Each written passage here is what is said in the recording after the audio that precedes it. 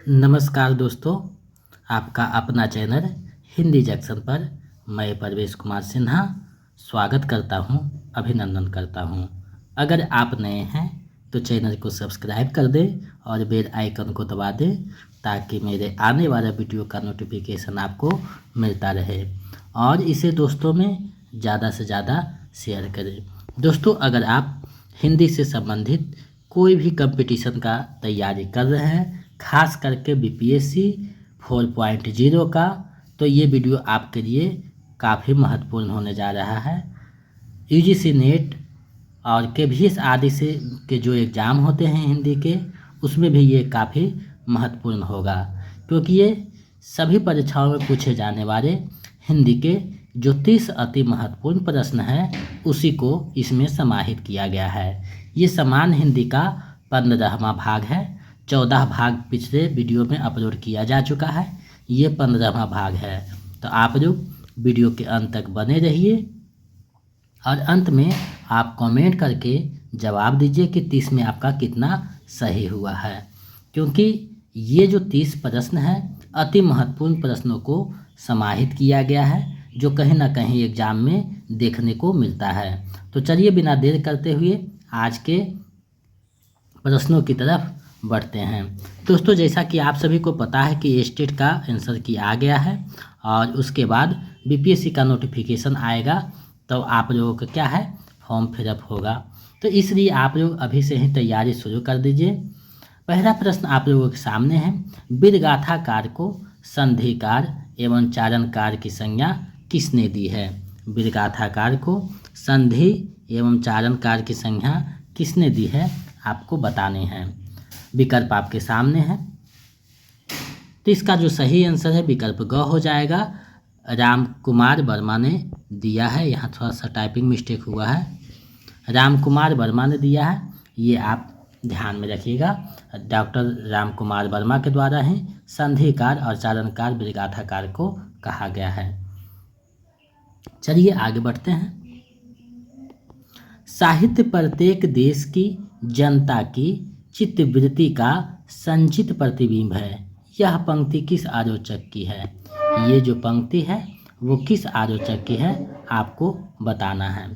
तो ये जो पंक्ति है ये रामचंद्र शुक्ल का है, विकल्प ग सही हो जाएगा। आप लोग वीडियो को ज़्यादा से ज़्यादा शेयर कीजिए, क्योंकि हम आपके लिए समय निकाल कर वीडियो को बनाते हैं ताकि आपके एग्ज़ाम में जो है कुछ लाभ इसका मिल सके। भक्ति का सर्वप्रथम उल्लेख किस ग्रंथ में मिलता है? यानी भक्ति जो शब्द है उसका सर्वप्रथम उल्लेख किस ग्रंथ में मिलता है, आपको बतानी है। तो सबसे पहले जो है भक्ति का उल्लेख श्वेतर उपनिषद में मिलता है, विकल्प क जो है सही हो जाएगा। यहाँ देखिए उपनिषद में मूर्धन्य सा होता है, लेकिन टाइपिंग जो है एरर के कारण ये हुआ है, तो इसको अन्यथा में ना दें। तो इसका सही आंसर विकल्प क हो जाएगा। चौथा प्रश्न है, आचार्य रामचंद्र शुक्ल ने किस कवि से रीतिकार का आरंभ माना है? ये प्रश्न बहुत बार पूछा जा चुका है। रामचंद्र शुक्ल ने किस कवि से रीतिकार का आरंभ माना है, आपको बताना है। तो रामचंद्र शुक्ल ने जो माना है वो चिंतामणि से रीतिकार का आरंभ माना है, विकल्प ग जो है सही हो जाएगा। तो इस प्रकार के प्रश्न पूछे जाते हैं। अगर आप 4.0 का नोट्स और प्रैक्टिस सेट पाना चाहते हैं तो हमारे नंबर 7261815307 पे 249 रुपये पेमेंट करके आप उसका स्क्रीनशॉट भेज दीजिए इसी नंबर पे, तो आपको इधर से PDF प्रोवाइड करवा दिया जाएगा। चलिए आगे बढ़ते हैं। निम्न में से किस कवि को अलंकारवादी आचार्य कहा गया है? निम्न में से किस कवि को अलंकारवादी आचार्य कहा गया है, आपको बताना है। तो जहाँ भी अलंकारवादी आचार्य का नाम आएगा तो सबसे पहले केशवदास आगे आएंगे, यानी केशवदास इसका सही आंसर हो जाएगा। आगे बढ़ते हैं। भारतेंदु युग को पुनर्जागरणकार तथा द्विवेदी युग को जागरण सुधारकार किसने कहा है? ये जो कहा है वो किसने कहा है? भारतेंदु युग को पुनर्जागरणकार तथा द्विवेदी युग को जागरण सुधारकार किसने कहा है? तो ये जो कहने वाले हैं वो डॉक्टर नागेंद्र जी हैं, विकल्प ख सही हो जाएगा। आप लोग कितना सही करते हैं अंत में कमेंट करके जो है बताइएगा, ताकि हम समझ सके कि आप लोग मेरे साथ जुड़े हुए हैं, अच्छे से तैयारी कर रहे हैं। छायावाद को छायावाद नाम किसने दिया? छायावाद को छायावाद नाम किसने दिया आपको बताने हैं। तो छायावाद को जो छायावाद नाम देते हैं मुटुकधर पांडे का दिया हुआ है। विकल्प ख सही हो जाएगा। उन्होंने सर्वप्रथम छायावाद को छायावाद नाम दिया है। 8वां प्रश्न है, हिंदी साहित्य के आदिकाल को संक्रमणकार की संज्ञा देने वाले विद्वान हैं। कौन है आपको बताना है। संक्रमणकार की संज्ञा किसने दिया है आदिकाल को, आपको बताने हैं। तो ये जो संज्ञा देने वाले हैं वे विकल्प ख रामखेलावन जो हैं सही हो जाएगा। रामखेलावन पांडे जो हैं हिंदी साहित्य के आदिकाल को संक्रमणकार की संज्ञा देते हैं। चलिए आगे बढ़ते हैं। हिंदी गद्य का जन्मदाता किसको माना जाता है? हिंदी गद्य का जन्मदाता किसको माना जाता है आपको बताना है। तो हिंदी गद्य का जन्मदाता भारतेंदु हरिश्चंद्र को माना जाता है। विकल्प ग सही है। चलिए आगे बढ़ते हैं, अगले प्रश्न को देखते हैं। भक्तिकार की प्रेमाश्रयी शाखा के कवि हैं। कौन जो हैं प्रेमाश्रयी शाखा के कवि हैं आपको बताने हैं। तो प्रेमाश्रयी शाखा के जो कवि हैं वो आपको पता होगा मंझन है। तो विकल्प घ सही हो जाएगा। ये प्रेमाश्रयी शाखा के कवि हैं। आगे बढ़ते हैं। शिवा बावनी के रचयिता कौन हैं? शिव बावनी के रचयिता कौन है आपको बताना है। तो इसके जो रचयिता हैं वो आप सभी को पता होगा भूषण है। यहाँ देखिए टाइपिंग मिस्टेक थोड़ा सा हुआ है, भूषण है। विकल्प ख जो है सही हो जाएगा। चलिए आगे बढ़ते हैं। हिंदी साहित्य के इतिहास का लेखन सर्वप्रथम किस भाषा में हुआ? हिंदी साहित्य के इतिहास का लेखन सर्वप्रथम किस भाषा में हुआ आपको बताना है। तो सबसे पहले जो लिखा गया था वो फ्रेंच भाषा में गार्सा दा तासी के द्वारा लिखा गया था। विकल्प ख सही हो जाएगा। आगे बढ़ते हैं। हिंदी काव्य में सर्वप्रथम कृष्ण भक्ति का प्रचार करने वाले आचार्य हुए। कौन हुए आपको बताना है। कृष्ण भक्ति का प्रचार करने वाले आचार्य सर्वप्रथम कौन हुए आपको बताने हैं। तो सर्वप्रथम जो है माधवाचार्य ने कृष्ण भक्ति का प्रचार किया था। विकल्प क सही हो जाएगा। राम भक्ति काव्य संबंधित प्रथम हिंदी काव्य रचना है। कौन है आपको बताना है। राम भक्ति से संबंधित प्रथम हिंदी काव्य रचना तो राम रक्षा स्तोत्र है, जो हिंदी का सर्वप्रथम जो है राम भक्ति से संबंधित रचना है। तो ये आपको ध्यान में रखना है। चलिए आगे बढ़ते हैं। रामचंद्रिका को छंदों का अजायब घर कहने वाले समीक्षक हैं। कौन है आपको बताना है। रामचंद्रिका को छंदों का अजायब घर कहने वाले समीक्षक कौन है आपको बताने हैं। तो रामस्वरूप चतुर्वेदी के द्वारा कहा गया है, जो केशव दास की रचना है। इसे छंदों का अजायब घर कहा जाता है। अगर रासो साहित्य में कहा जाए कि छंदों का अजायब घर कौन है तो पृथ्वीराज रासो हो जाएगा। ये आपको ध्यान में रखना है। छायावादी काव्य की प्रथम कविता मानी जाती है। किसे मानी जाती है छायावादी काव्य की प्रथम कविता आपको बताने हैं। तो छायावादी काव्य की जो प्रथम कविता है वो कुर्री के प्रति जो मुटुकधर पांडे की रचना है उसे माना जाता है। कुछ लोग जो है जयशंकर प्रसाद की रचना झरना से भी मानते हैं, जो कि गलत है। कुर्री के प्रति मुटुकधर पांडे की रचना है। अगर विकल्प में ये रहेगा तो इसी को टिक करना है, और ये नहीं रहेगा तो झरना जो जयशंकर प्रसाद की रचना है उसे टिक कीजिएगा। नई कविता को सूक्ष्म के प्रति नई कविता को स्थूल के प्रति सूक्ष्म का विद्रोह स्थूल के प्रति सूक्ष्म का विद्रोह कहने वाले समालोचक हैं। कौन है आपको बताना है। किसने नई कविता को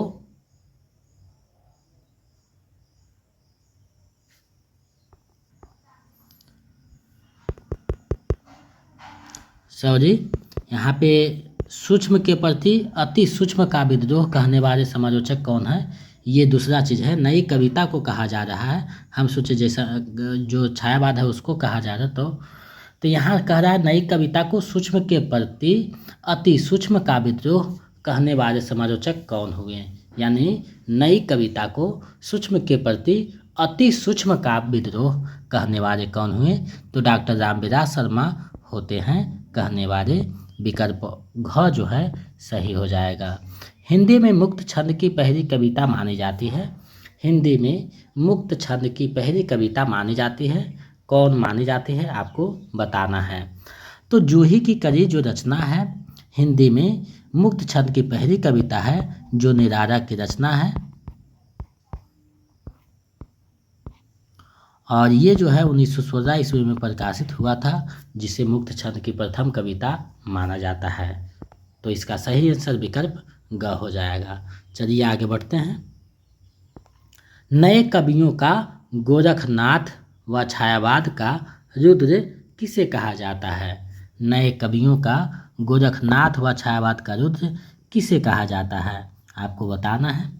तो ये जो कहा जाता है सूर्यकांत त्रिपाठी निराला को कहा जाता है, विकल्प ग सही हो जाएगा।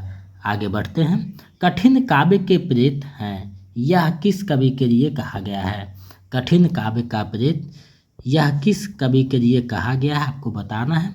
तो कठिन काव्य का प्रेत जो कहा गया है केशव दास को कहा गया है, विकल्प घ सही हो जाएगा। आगे बढ़ते हैं।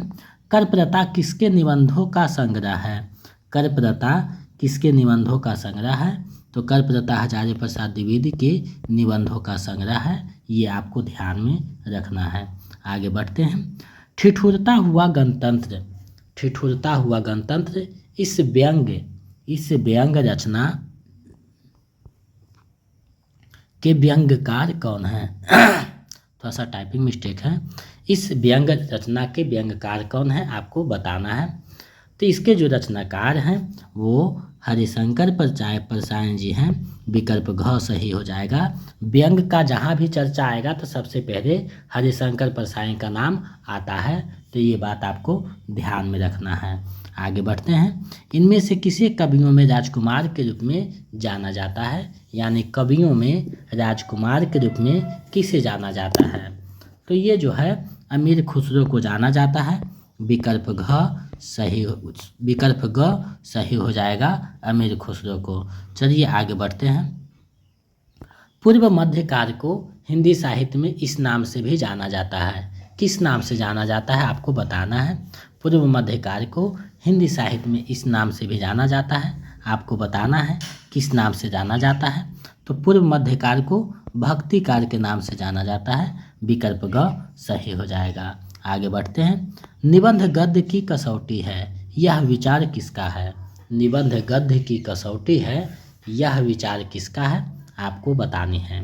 तो ये जो विचार है वो रामचंद्र शुक्ल जी का है, विकल्प ग जो है सही हो जाएगा। आगे बढ़ते हैं। केंद्रीय हिंदी निदेशालय की स्थापना कब हुई, केंद्रीय हिंदी निदेशालय की स्थापना कब हुई, तो इसका जो स्थापना होता है 1960 ईस्वी में होता है, विकल्प घ सही हो जाएगा।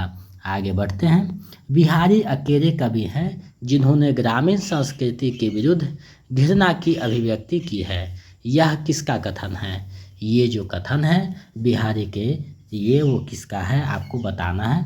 तो ये बच्चन सिंह का कथन है, उन्हें ने ही ये कहा कि बिहारी अकेले कवि हैं जिन्होंने ग्रामीण संस्कृति के विरुद्ध घृणा की अभिव्यक्ति की है। आगे बढ़ते हैं।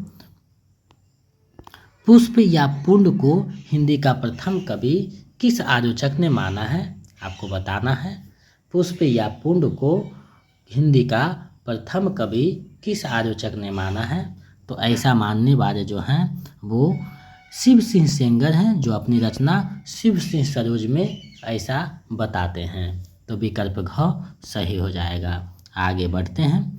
प्रेमचंद का अपूर्ण उपन्यास कौन सा है, प्रेमचंद का अपूर्ण उपन्यास कौन सा है आपको बताना है। तो उनकी जो रचना है मंगलसूत्र अपूर्ण रचना है, विकल्प घ सही हो जाएगा। चलिए आगे बढ़ते हैं। इस वीडियो का अंतिम प्रश्न और 30वां प्रश्न देखते हैं।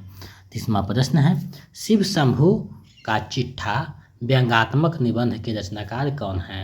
शिव शंभू का चिट्ठा व्यंग्यात्मक निबंध के रचनाकार कौन है? तो बाल मुकुंद गुप्त हैं। विकल्प क इसका सही हो जाएगा। तो इस 30 जो प्रश्न था उसमें आपका कितना सही हुआ है हमें कमेंट करके बताइए, ताकि हम समझ सके कि आप लोग की तैयारी बहुत अच्छी ढंग से हो रही है। और वीडियो को ज़्यादा से ज़्यादा शेयर करें। और आज का प्रश्न है, रीतिकार को किस विद्वान ने कहा है? यानी रीतिकार को रीतिकार किस विद्वान ने कहा है? इसको जो है कमेंट करके आप जवाब दीजिए, ताकि हम समझ सके कि आप लोग भी जानकारी अच्छे रखते हैं। और अगर आप नए हैं तो कृपया चैनल को सब्सक्राइब करके बेल आइकन को दबा दें, ताकि मेरे आने वाला वीडियो का नोटिफिकेशन आपको मिलता रहे। और 4.0 का जो क्लास होगा वो स्टेट रिजल्ट जैसा ही आ जाएगा, उसके हो करके जो है 4.0 का क्लास स्टार्ट हो जाएगा। क्योंकि कुछ लोगों को अभी मन में दुविधा है कि मेरा स्टेट होगा या नहीं होगा, तो उन लोगों का जब रिजल्ट आ जाएगा तो दोगुने उत्साह के साथ जो है 4.0 में लगेंगे। तो आप लोग जो है अभी मेरे पिछले वीडियो जो है 2.0 का और 3.0 का, उसको आप लोग देखते रहिए और अपनी तैयारी को गति प्रदान करते रहिए। और जब स्टेट का रिजल्ट आ जाएगा तो उसके बाद मेरा क्लास स्टार्ट हो जाएगा, तब उसमें आप जुड़ करके तैयारी को और गति प्रदान कीजिएगा। तो मेरे साथ बने रहने के लिए बहुत बहुत धन्यवाद। मिलते हैं एक नए वीडियो में।